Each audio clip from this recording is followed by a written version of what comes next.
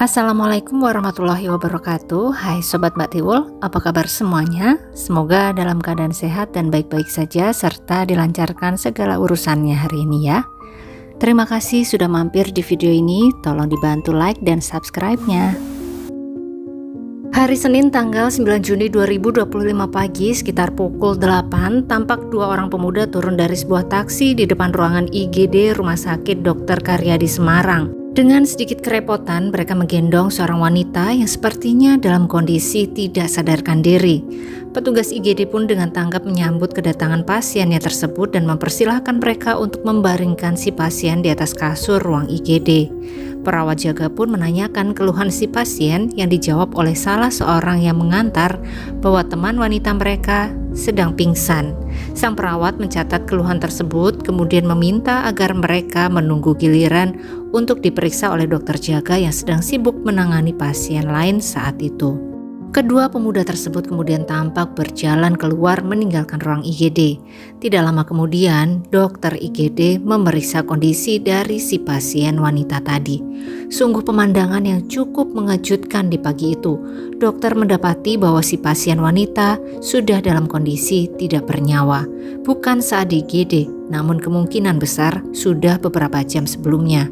Petugas medis yang mendengar pun ikut terkejut mendengar kabar tersebut, terlebih ketika sang dokter menyatakan bahwa wanita tersebut kemungkinan adalah korban pembunuhan bila dilihat dari tanda-tanda yang ditinggalkan di tubuhnya.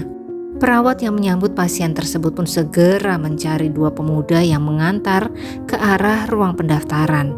Nihil, mereka tidak di sana dan tidak ada dimanapun di rumah sakit tersebut. Saksi menyebutkan bahwa dua pemuda itu telah pergi meninggalkan rumah sakit dengan menaiki sebuah armada taksi. Siapakah sosok pasien wanita tersebut serta apa yang telah terjadi kepadanya dan kemanakah dua pemuda yang mengantar tadi? Kita ikuti sebuah kisah kasus dari Kota Atlas Semarang ini sampai akhir ya sobat.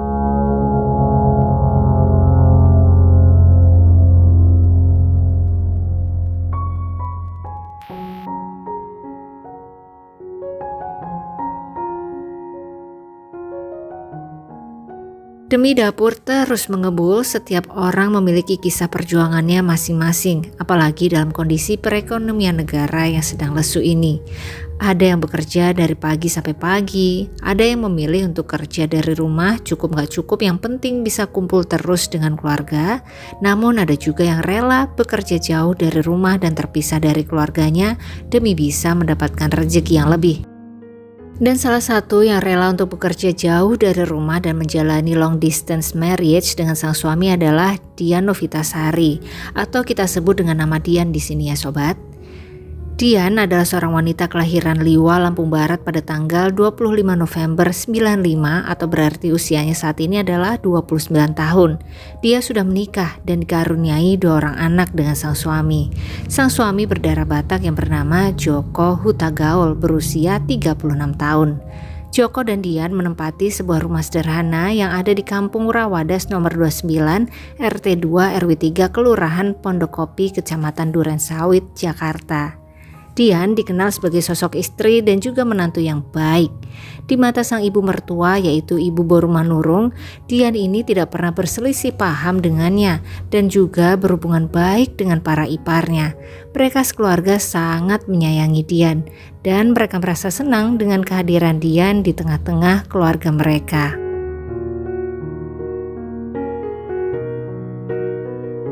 Namun entah karena dorongan kebutuhan ekonomi atau ada hal lain, pada tahun 2024 Dian memutuskan untuk mengambil sebuah pekerjaan di luar kota, sebuah kota yang berjarak tempuh sekitar 6 jam via tol dari Jakarta, yaitu kota Semarang, Jawa Tengah. Sang suami, Joko Hutagaul dan keluarganya sudah mengizinkan Dian untuk berjuang di kota Atlas tersebut. Namun sang ibu mertua tidak tahu persis pekerjaan apa yang dilakukan oleh Dian di Semarang. Selama itu baik untuk Dian dan keluarganya, Ibu Manurung turut mendukung dan mendoakan sang menantu. Sejak tahun itu, Dian pun menjadi warga sementara di kota Semarang yang kabarnya kotanya punya dua matahari sobat, saking panasnya. karena dekat dengan Pantai Marina kalau kata warga lokal, dan Mbak Tiwul lah salah satu warga lokal itu. Dian pindah ke Semarang seorang diri, sementara kedua anaknya ditinggal di Jakarta dan dirawat oleh sang suami beserta keluarganya di sana. Perjuangan Dian pun dimulai.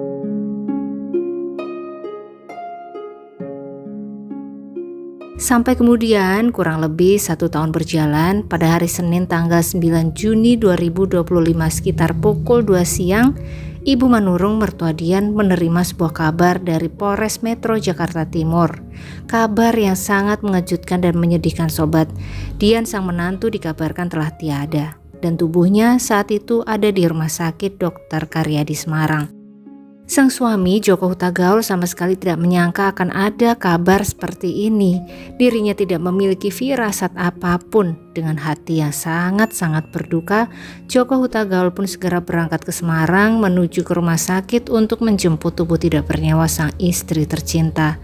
Dalam benaknya campur aduk pikiran, apa penyebab sang istri tiada, hingga akhirnya setelah sampai di Semarang, dirinya mendapati cerita mengenai kronologi sang istri didapati tidak bernyawa di ruang IGD Rumah Sakit Dr. Karyadi Semarang. Pada hari Senin pagi tanggal 9 Juni 2025 pukul 7:59 menit, datanglah dua pemuda ke ruang IGD. Setelah turun dari taksi yang mengantar mereka, tampak bahwa ada sesosok tubuh wanita yang mereka bawa dalam kondisi seperti tidak sadarkan diri. Sang perawat yang menyambut kedatangan mereka pun mempersilahkan untuk membaringkan sang pasien wanita tersebut di atas sebuah ranjang atau kasur ruang IGD sembari menunggu giliran diperiksa. Keluhan yang disampaikan dua pemuda tersebut adalah bahwa si pasien wanita pingsan. Dan ketika dokter datang memeriksa, dua pemuda itu sudah tidak terlihat lagi di IGD. Sang dokter pun dibuat terkejut dengan kondisi dari tubuh pasien wanita di hadapannya yang dikatakan tadi hanya pingsan. Tapi jelas sekali bahwa sebenarnya wanita tersebut sudah tiada dengan kondisi yang kurang wajar, di mana tampak ada bekas cairan merah yang sudah mengering di sisi bibirnya yang kemungkinan adalah bekas dari muntahan cairan merah. Kemudian di lehernya tampak bekas jeratan dan kukunya sudah membiru. Pakaian yang menempel di tubuhnya hanyalah kaos dan celana pendek serta dalaman bagian atas saja yang sudah putus talinya.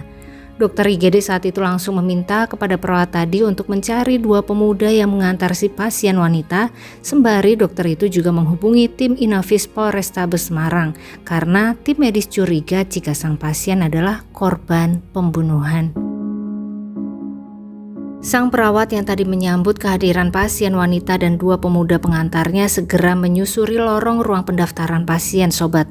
Tapi sama sekali dia tidak tampak sosok dua pemuda tadi. Bahkan di sudut manapun di rumah sakit tersebut dua pemuda tadi tidak ada. Sampai kemudian ada saksi yang menyebutkan bahwa dua pemuda tersebut sudah pergi dengan sebuah taksi warna biru. Dipastikan mereka kabur sobat. Semakin mencurigakan.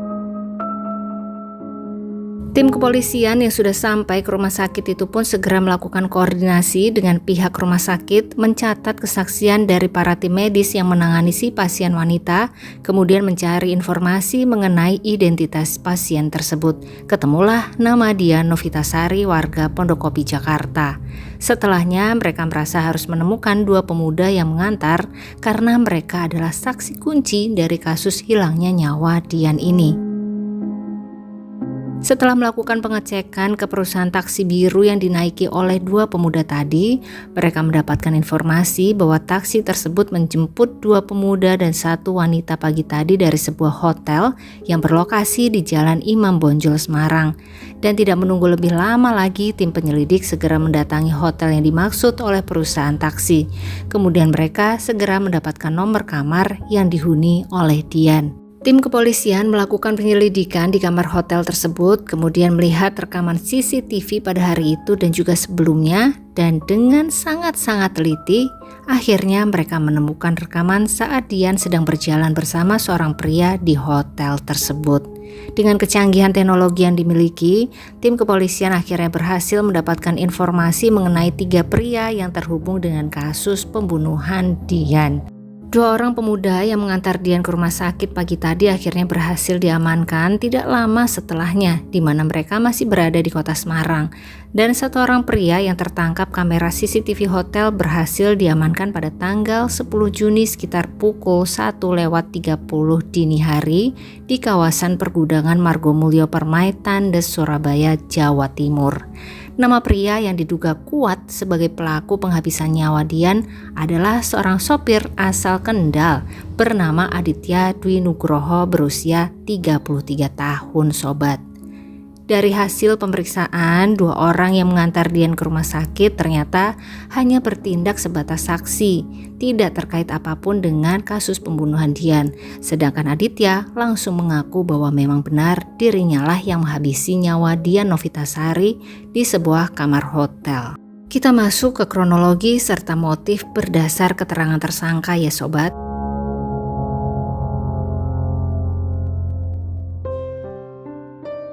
Aditya mengaku kenal dengan Dian dari sebuah aplikasi BO yang cukup terkenal. Bukan bimbingan online tapi BO-nya ya sobat. Mereka berdua pun kemudian janjian ketemu di kamar nomor 203 hotel tersebut. Sesampainya di dalam, mereka kemudian melakukan hal-hal sesuai transaksi. Tapi Aditya kemudian mengaku jika dirinya kecewa dengan pelayanan dari Dian, tidak sesuai yang diinginkannya. Begitu kata Aditya. Transaksi senilai Rp600.000 tersebut cukup mengecewakan Aditya saat itu. Hingga dirinya pun menjadi emosi dan gelap mata sobat. Lalu dia menghabisi nyawa Dian secara langsung dengan cara menutup wajah wanita tersebut menggunakan bantal. Setelah itu leher Dian dia jerat dengan tangannya cukup lama sampai Dian pun kehabisan nafas. Tidak selesai sampai di sana sobat, Aditya menyerang perut Dian menggunakan tangan kosongnya. Setelah itu dia tindihkan tubuh gempalnya itu ke atas tubuh Dian sampai akhirnya wanita tersebut tentu saja harus kehilangan nyawanya saat itu juga. Setelah memastikan Dian sudah tidak bernyawa, Aditya pun langsung pergi meninggalkan hotel dan kabur ke Surabaya sampai akhirnya dirinya berhasil ditangkap oleh petugas tidak lama kemudian. Kemudian untuk motif sendiri dari tersangka ini bahwa tersangka merasa tidak puas dengan pelayanan korban, ya, tidak sesuai dengan apa yang dijanjikan, apa yang disepakati dengan korban, sehingga tersangka merasa kesal. Atas tindakannya ini, Aditya pun dijerat dengan pasal 338 KUHP dengan ancaman hukuman 15 tahun penjara. Semoga bisa mendapat hukuman maksimal sesuai dengan perbuatannya ya sobat. Tersangka juga dengan pasal 338 KUHP dengan ancaman pidana paling 15 tahun penjara. Ya kalau menurut saya ya, dihukumlah dia sesuai dengan perbuatannya. Sampai menghilangkan nyawa orang, anak masih meninggalkan anak yang kecil-kecil begini, ya kalau boleh saya minta sih dihukum seberat-beratnya lah. Sementara itu suami Dian, Joko Hutagaul tampak menangis sedih saat menjemput tubuh sang istri yang sudah tidak bernyawa, kemudian membawanya pulang dan mengantarkan ke pembaringan terakhirnya di Bekasi sesuai permintaan keluarga dari Dian. Kita doakan semoga seluruh keluarga yang ditinggalkan diberi ketabahan serta kekuatan luar biasa ya sobat. Amin ya Allah. Sobat Mbak Tiwul semua, demikianlah kisah kasus dari Semarang ini. Bagaimana pendapatnya mengenai kasus ini? Semoga selalu ada pelajaran berharga yang bisa kita petik bersama ya. Ada netizen yang berpendapat bahwa Aditya sebetulnya tidak sanggup membayar hingga kemudian nekat menghabisi. Tapi apapun itu, sepertinya aplikasi kencan online cukup banyak memakan korban jiwa ya sobat. Dan memang semua profesi ternyata memiliki resikonya masing-masing. Tulis pendapat sobat semua di bawah ya. Dan dari kisah ini masih ada satu hal yang Mbak Tiwul penasaran. Siapa sebenarnya dua orang pemuda yang mengantar Dian ke rumah sakit itu? Dan bagaimana mereka berdua bisa tahu jika Dian ada di dalam kamar 203 dalam kondisi yang tidak baik-baik saja? Kalau ada sobat yang punya infonya, tolong komen di bawah juga ya. Terima kasih buat sobat semua yang menyimak sampai akhir. Jangan lupa like-nya dan sampai ketemu lagi di kisah-kisah selanjutnya. Selamat beraktivitas kembali. Wassalamualaikum warahmatullahi wabarakatuh.